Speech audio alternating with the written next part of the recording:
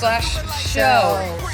This is basically just going to be the conversations we have with each other, but now we're going to be broadcasting it to thousands, hopefully millions of people. Yeah. We should introduce ourselves. I'm Kelsey. I'm a producer at BuzzFeed. I'm Kate, and I am a writer at BuzzFeed. And we've been friends for... a little over a year, maybe? Yeah, a little over a year, but we talk about a lot of deep shit. Yeah, we do. There's no filters between us. Nope. So we figured, why not just broadcast this to the world? Mm-hmm. Use us to fuck up, and you guys can maybe learn something. There you go. Boom. Shakalak. Guys, the theme of this episode. Yeah. Because we are coming up on the fall. We are coming up on what is called cuffing season. Do you know what it is? It's where you start to, lock people down so that you have a partner for the winter. Right. I have been... If you could buy a ticket to cuffing season, I have been, front of the line pass every single year, and it's never worked. We're doing quite the opposite of cuffing season. Yes. Which is the theme of today's show, which is Hovember / Hocation. So what is a hocation? Okay, a hocation is... Let me break it out for you scientifically. A hocation is where you go to a different location where you don't owe anybody anything. You won't be there for a long time. And you get to just be the best version of yourself because you don't have to back anything up. Right. And that is where you just really let out your inner hoe. Slut, yeah. Just let it And there's no judgment. You're going to this place to do this thing. Yep. So I've been personally pretty obsessed with trying to find the perfect area to hocate. Hocate? Because your name's Kate. I got it. I forget silences on podcasts don't work. But I think, so I was thinking about different places because also it's interesting, different looks do better in different places, right? Not necessarily across the board, but there are I have a feeling that I don't do great in Los Angeles because it's so densely populated with beautiful, traditionally, what you're told beauty is, right? And I know you get mad. No, this is an annoying thing. I mean, I'm sure people out there can relate where you have that one friend who never looks at the beautiful things about herself and instead just likes to, I don't know what to do. How do I handle you when you do this to yourself? Find me someone who wants to take me down Pound town wants to take my pants. Well, that's the bed. Wow, you're really going off the rails there. Sorry. No, but what you're saying is true. It is different in every part of the world. I mean, in every city is a different version of how you can hocate. Yeah. And later in the episode, our friend,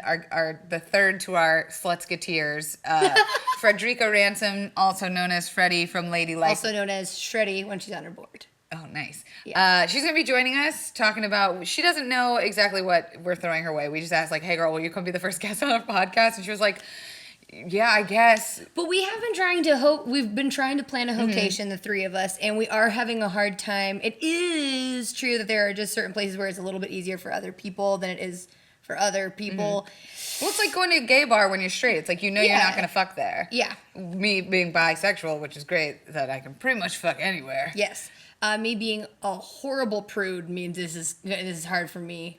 And I think that's why this podcast is going to be great, because I have had a lot of different experiences in the sexual world. I barely say sex. It's hard to say. It's hard to say. But the way that I came up with the theme for this episode was I had screenshotted Humble brag. The way I invented this podcast episode. So I had screenshotted a text between the three of us, Kate, Freddy, and myself, that we talk on pretty much every day, and tweeted it. And I didn't realize that the name of the group chat was also very much public, and I got a flood of tweets back saying, why is your group text named Hocation? Yeah. So I thought, fuck it, let's just break it down for everyone so that they can understand the essentials, how to do it, how not to do it in some cases. And I think it's, we're going to talk about the different ways that you have to responsibly hoe. I think that it is a thing that isn't necessarily fair, and I don't necessarily think should be the woman's responsibility, but it kind of just is. A lot of things in the world aren't fair, so this is just one of those things. It takes two, sometimes three to tango. Everyone has to keep their genitals safe. What? Yeah.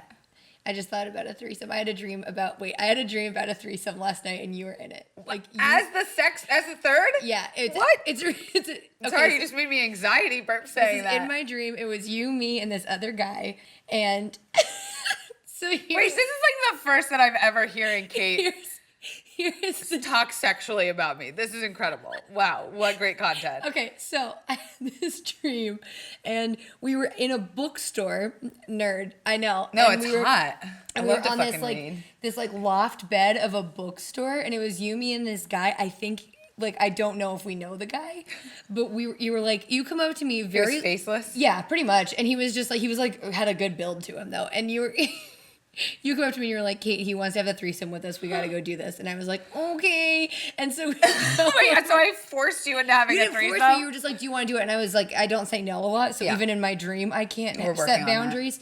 So it was just sort of like, yeah. And so I go up and you two get naked. Did I look good naked in your dream? But here's the thing. He goes, this is how little I know about sex things. That even in my dream, I couldn't, like, even in my wildest dreams, I couldn't figure out a threesome. Oh my God. Because he goes, okay, you two, like, as if we were to sit next to each other, he goes, and you two bend over and I'll just take turns going boom, boom, like penis in one and penis going in the other, just boom. I mean, that is... So like a thrust and a different... That's definitely... Like right, left, There's right. no wrong way to threesome. Well, when he said that, here's the next thing that happened. I just go, okay, cool. I have to run to the bathroom. And I ran to the bathroom and I took so long going to the bathroom because then I ended up in like a supermarket. What? And then when I came back, you were pissed. You were like, well, we already had sex, but we had to just have sex the two of us. God damn it, Kate. And I was like, I'm sorry, I'll have sex now. And you guys were like, it's too late. This is just further proof that you need to hoe more because you are having wild, vivid fever sex dreams. About other people having sex and me going snack shopping. I went to, mind you, I was stuck in a grocery store. Sounds like a dream come true. It sounds like my actual Friday night. You're like, come out with us. And I'm like, so I just bought this new chocolate. That's the other thing that we should mention is that Freddy and I are like on a mission right now to hoe. Mm-hmm. And Kate just got a new cat who I'm sure she will constantly refer to. Pete Peterman. His name is Pete fucking Peterman. Peter Peterman. Mm-hmm. And she uses it as a legitimate excuse as to why she can't come home with us. He needs love and attention. Sure. I don't know if, like, maybe you don't know that he's, like, a cat and cats are okay to be alone at times. But I feel like it's becoming a little bit of an excuse. Like, oh, I just want to stay home and watch Pete. Which is fine, but I think... I want to give him the childhood I never had. I should say step one of hocationing or Hovember. I know, is commitment to the hoe. Commitment to the hoe. And also Hovember, what a great thing for the month of November. You and your friends can dedicate yourselves to hoeing. True. Well, Hovember, you're right. I gotta focus more on the I'm probably not. Here's the other. I don't know if I'm gonna be good at hoeing. I get like really invested. Mm-hmm. I had should I just tell the story now? Let's do it. Okay. I did this dating show that none of you watched. And when I went to Portland, I ended up meeting someone on Tinder that didn't want to date on camera. But we kept talking. And I was like, I could not believe the way he wooed me on Tinder. Like, truly, I've never been, wooed. Yeah. Oh, God. Wow, it's happening. Never been wooed before. And I was being...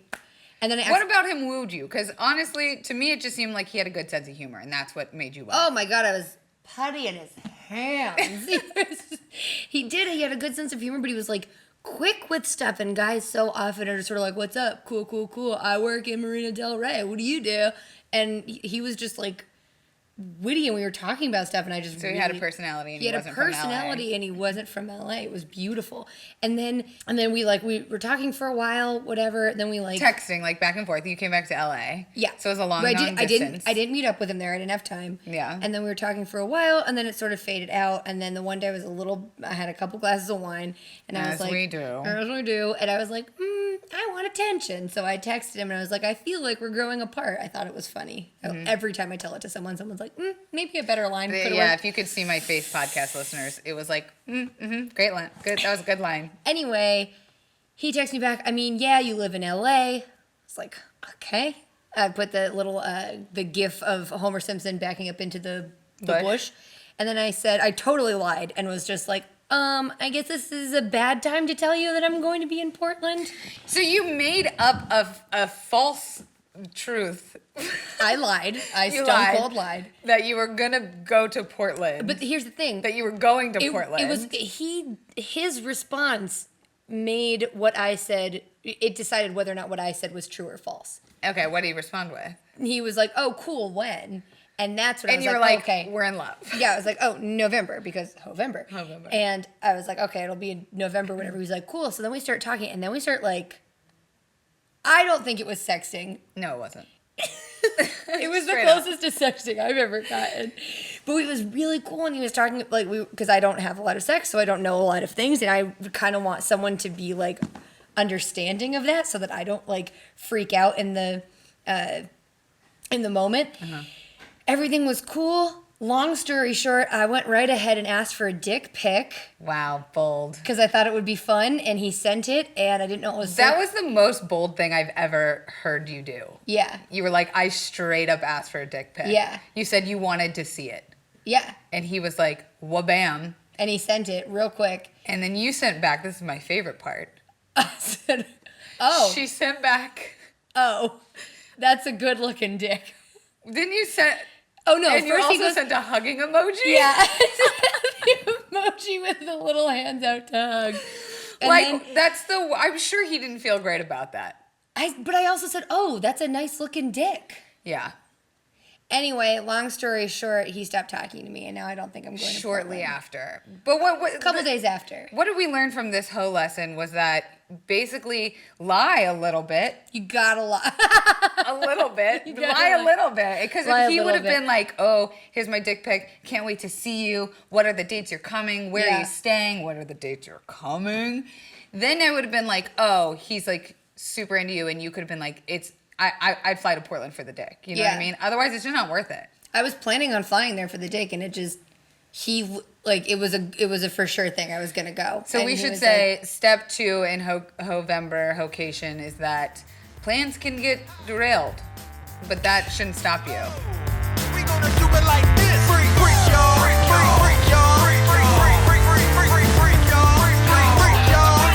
So this is not a sponsored or paid podcast yet.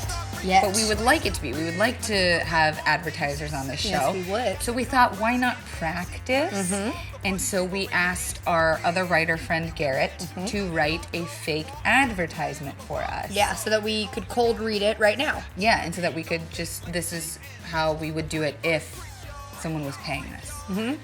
So let's throw it to the ad.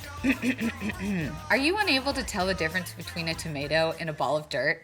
Do you find yourself drinking mid-tier gasoline when you thought you were sipping orange juice? Have you lost a bunch of teeth trying to bite into a giant fucking rock thinking it was a fresh bottle? Fuck, I fucked up.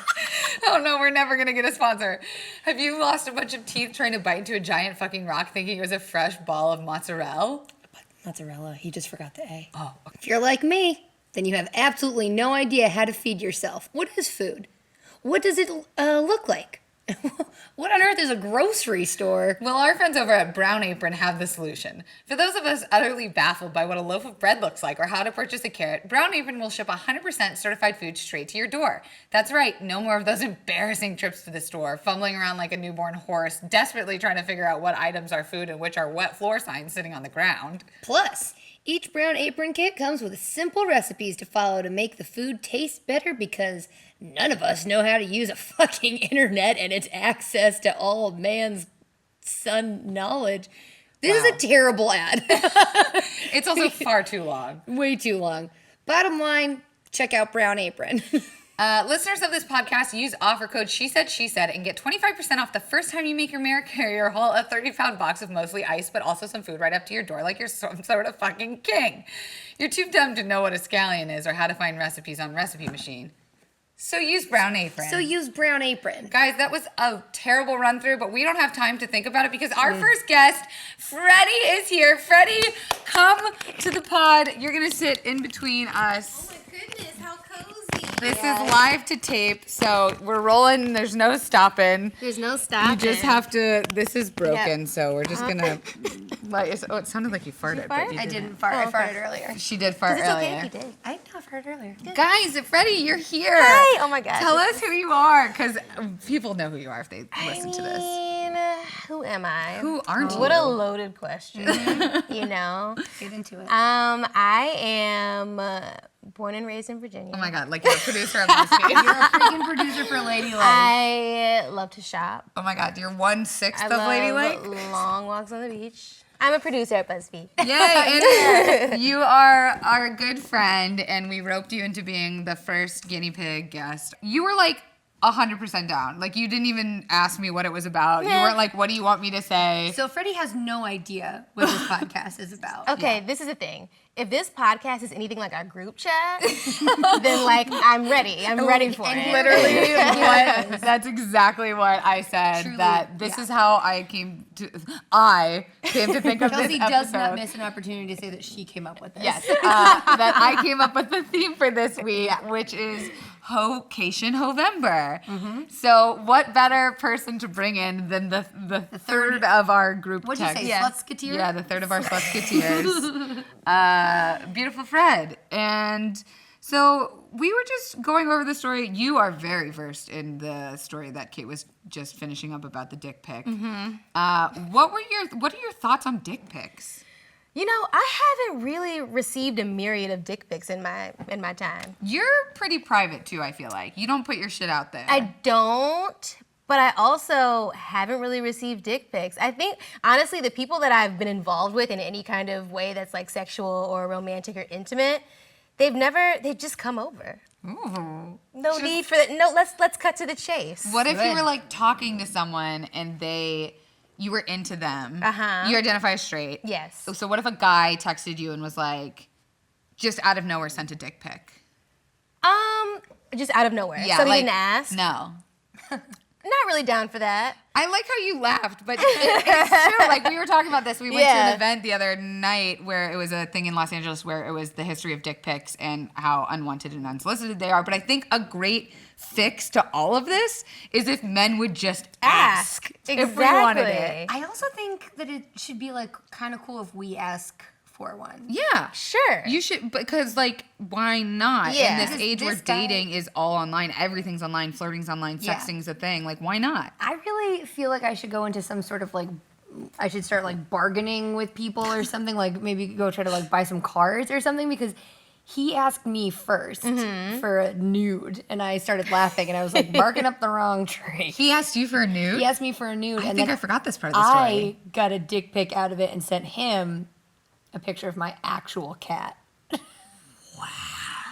Savage. I savage. told him I wasn't going to send him. I was like, I'm not comfortable doing that. Like, I don't want to do Yeah, it. you know your boundaries.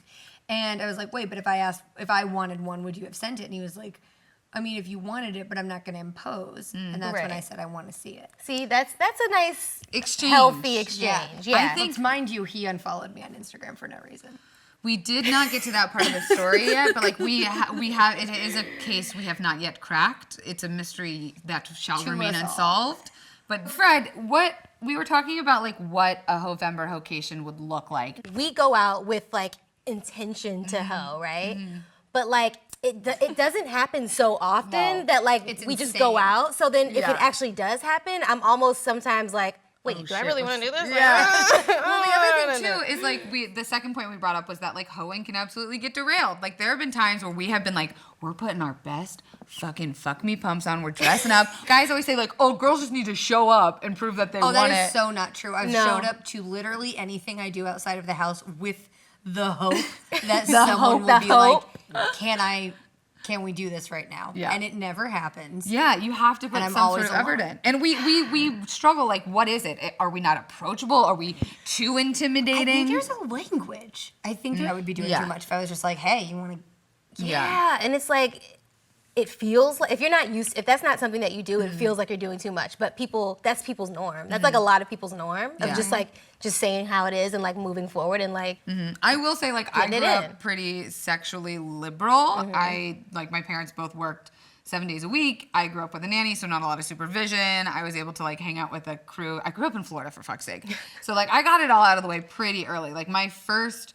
serious relationship was also my first threesome with my best friend, and like that to me became like that was missionary for me. You know? Yeah. So It's all I feel like relative. even though I grew up very sexually open, it is the hardest thing for me to do to approach someone in a bar or like just go up to them. And that is so wild to me because this is Kelsey Dara, people. This is Kelsey Dara. You're I'm just all like fucked not up. shy. You're like you are like gung ho in everything you do. I am, but it's something about like when you see someone in a bar and you're like, I'm into them. It's every insecurity ever coming out. Like, what if I go up to talk to them and they're like, get the fuck out of my face, you're ugly? Or Even like if they're like not interested, because there are plenty of people who are like attractive that you're just sort of like, I understand that you're attractive, but it's just you're not my type, and I'm not necessarily attracted to you, and that could happen when you go up and approach someone and they're sort of like, I'm not really into it. But you sort of take their, or maybe you don't, I do. If they're like not into it, then I'm like, oh, it's because of all of these reasons that I'm already insecure about. Yeah. They saw them as like, absolutely not. Yeah. No way. I'm trying to think of a time when we've all been out together that like I've never approached someone. I think we usually get approached, right? Well, I did slide in a DM. let's talk about sliding into Let's- DMs. So I slid into I found a guy on Bumble. We matched, but he didn't answer me in 24 hours. Annoying. So he had his Instagram in his bio. I slid into his DMs, and it was literally that. He What'd you say? responded- I said, what did I say? Oh, I said, I kind of did This like is what the you best. did. I I said, love like, it. this is me sliding into your DMs, hi. And then he was like laughing about it. He was like, yeah, like, what's up? Like, what do you do? And then I was like, and then I mentioned something about like hanging. I don't know if I even said anything about hanging out. But I think I said like, I think he may have been like, how'd you find me, blah, blah, blah. I was like, oh, we matched on Bumble. And he was like, oh, see, yeah, I'm not really interested. I'm flattered though. then and I was why just like, are you talking? Was it because you have like followers or like that's where it gets tricky because it's like you know the intention up front. You literally just said I'm sliding the into actual your DMs. sliding, that means that Yeah. I have a mission here. So- I love one time I was trying to slide into a guy's DMs and I asked the group chat, the Hocation group chat, guys, what's something I should say to slide into someone's DMs? And Freddie goes, going to Whole Foods, you want anything? And me and Freddie that's live from Aziz Ansari's Yes. show. But the But thing we is live, Freddie and I live like a couple blocks away from each other. And I thought she was asking if I wanted anything to eat. So then she was like, ooh, pasta. And I was like, no, that's no, that's not what I meant. But B, I did have to break it to her that that was not an original joke, that Wait. it was from Master of None, and she didn't know that. No, you I guys didn't. use it? Did No, you use it? I, what did I say? Oh, I said the way that I slid into this guy's DMs, I slid in and said, how would someone, let's say I'd want to slide into someone's DMs, how would I do it? Asking for a friend. And then he sent like a clapping emoji back or something, and then I sent him a literal slide emoji, and I tested it out on Kate. I Oh was no, like, you sent the slide GIF. yeah, the GIF, you're right. Sent- not yeah, emoji. the little Pretty kid. good idea. Yeah, and I sent it to Kate to be like, do you understand what this means? Yeah. So that's the other thing about That hoeing. was is, like, that was a great entryway. into Test that. it on your friends. Like, I don't know. I run this shit. I run every goddamn sexual detail by these two motherfuckers. You do. Here's something though. Okay, so it sort of ties into that a little bit. It's a little bit more serious than what we've been talking about, but it's along the hoe lines. So, for the people listening that don't know, recently Harvey Weinstein. Yeah. Piece of shit. It came out that he was like Years and years of of sexual like harassment.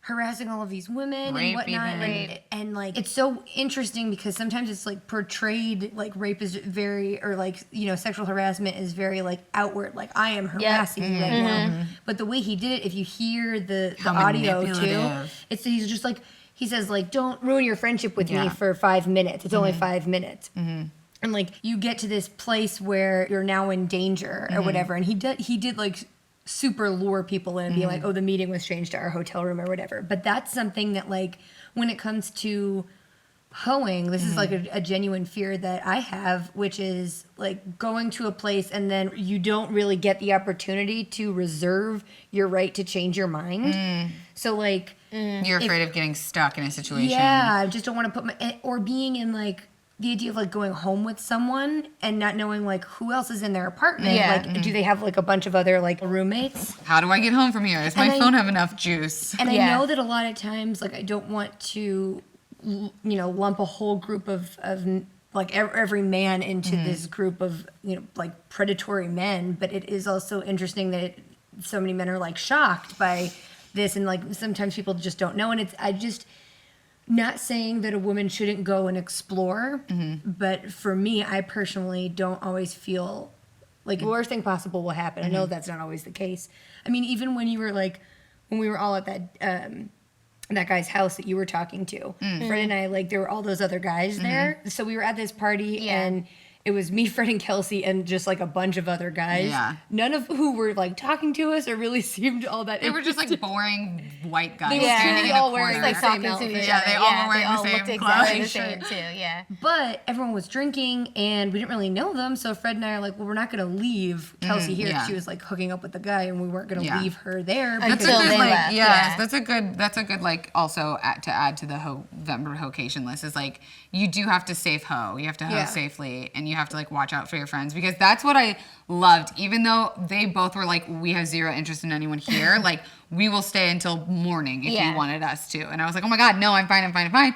But there is something about that security, knowing that like if I did need to bail, you guys were there for me, and I didn't have to. It wasn't my responsibility, you know. Yeah. Like there is something to a buffer to having friends out that's like, oh, so and so needs to go home, or like she's staying at my Yeah. place, or I have to drop her off, or like whatever it is. That's a great point. And also like safety hoeing being that like sometimes your friends will make sure you're not too like fucked up to do something you don't want to Yeah. do, Yeah. or like friends can be there to give you like a condom or a dental dam or whatever it is. Like speaking of hoeing Do you need safely, a spare dental dam? yeah, Safely. yeah, like you gotta hoe safely. Yeah, like you do. I do think that there are still so many people that it's sort of like, oh, you identify as a hoe, that means that there's no respect involved.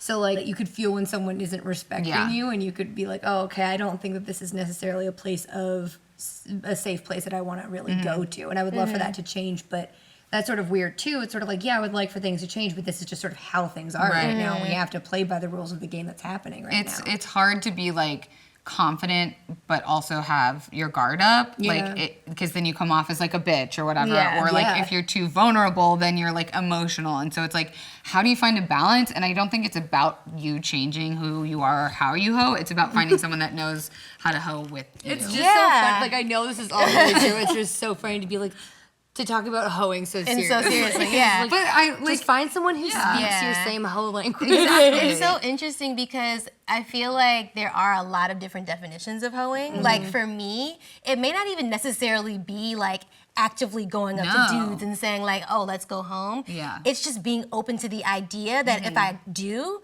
not to feel bad about it. Yes. Yeah. You know what I Taking mean? away the shame. It's like it's taking away like waking up the next day and feeling like, oh my gosh, like especially like I'm not sure how you guys grew up, but like especially like body count is such a thing, like especially for women, and Can it's you like explain body count? yeah, I know, yeah, Put body it on with that pussy. Yeah, literally, it's like it's basically just how many people you've had sex with. Okay. So that's what you say. Like it's like, oh, like if someone's talking about like a hoe, it's like, oh, her numbers are high, or like her body count is so high, like I would never fuck her, like that kind of thing. So it's like I always grew up. weird. Yeah, and it's like how do they know? Who knows? Yeah. You know? Yeah. But it's like it's always been such a scary thing. It's like, oh, like gotta a keep it hyper-aware. low. Like Yeah. if I pass this amount of like if I pass this number, then like I'm a terrible person. You know what I mean? How That does no that- one will yeah. no one will want me if I pass this Wow. number. I was gonna ask how that makes Yeah. you feel as someone who like grew up so steadily watching her body count, and then now like do you feel like you have more power over it? Does it feel like it still has power over you? Does it feel liberating? Does it feel scary? How does it feel for someone who like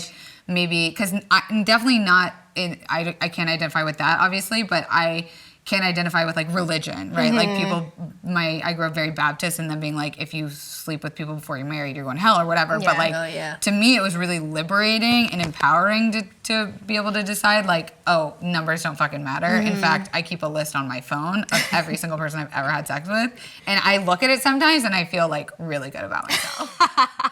This is like a recent thing, like not maybe like within the last few months that I really feel like, wow, like first of all, I don't really keep count. Like that's how bad it was. I think that's how stressed I was about body count. I would just try to forget. Yeah. Oh. You know what I mean? Terrible, yeah, 'cause I you're would just be like, everything about the experience. exactly. So I would just be like I would never keep a list. I would just kind of be like, I don't know, maybe around this. Like I would count just if you yeah, did it this way. exactly. So it's like I'm just like taking that back and like sort of in a space where it's just like I like will be 30 in a couple years. Like I just want to like live my best life and not feel bad about it, whatever that means to me. You know.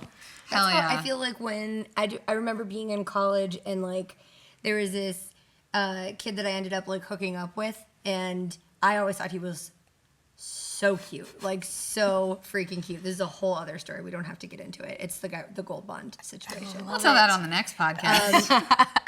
Long story short, the good part of that night, part where I didn't burn his dick, is right, with gold bond. That's the story, guys. That's all you missed.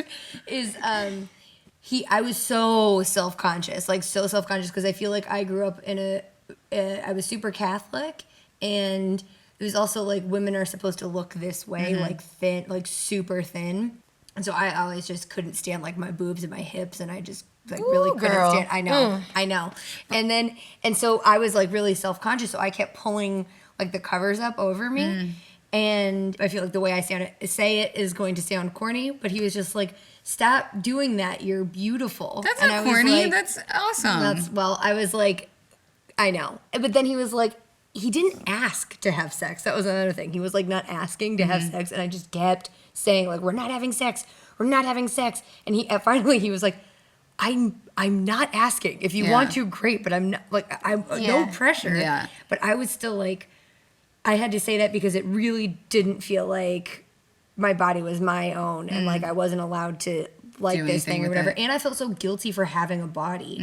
I felt like I had too much of it. And that's why like no one should be near it because it was bad. Like it was bad and what we were doing was wrong and all of this sort of stuff. And so I like wouldn't let him near. So that's like another thing that's like pretty hard to Get past. because that would have been a good time to do it. Well, let's add that to the list. Like the fifth thing about you're wanting to do it. Like, you know, there's there's no good feelings that come out of like forcing yourself to do something you're not ready for. And like hoeing doesn't mean fucking. Hoeing just means going out and owning what could happen, what you want to do, having complete control over the situation. That's exactly how I define it. Like I don't even, it's not, there's really no like actual definition. It's really just what everyone who wants to participate or doesn't makes of it, you know? It's just like do you, girl. And on that note, we know you have to get back to work. So, Fred, where can people follow you? Follow me on Instagram. My Instagram handle is @ransomnote. Which is a dope. That's her real last name. My last name is Ransom with an E on the end of it. _note. You can follow me on Twitter. Same thing. I keep it all the same. All right, Fred, thanks so much for joining us. We'll see you in like 10 minutes. See you in 10 minutes and also see y'all in the group chat. Hey, group chat, Fred. Thank you for having me. Thanks for being our first guest. Hey. Bye. Oh my gosh, that was flawless. That was fun. Guys, that was our Freddy's first great. podcast. I mean, I think we did great. It flew fucking by. I'm Kelsey Dara. You can follow me at Kelsey Dara on all the things. I'm Kate Peterman, and you can follow me at Kate Peterman on Instagram. By the way, this is happening every week. Oh yeah, tune in next Thursday for Adult Shit, the podcast.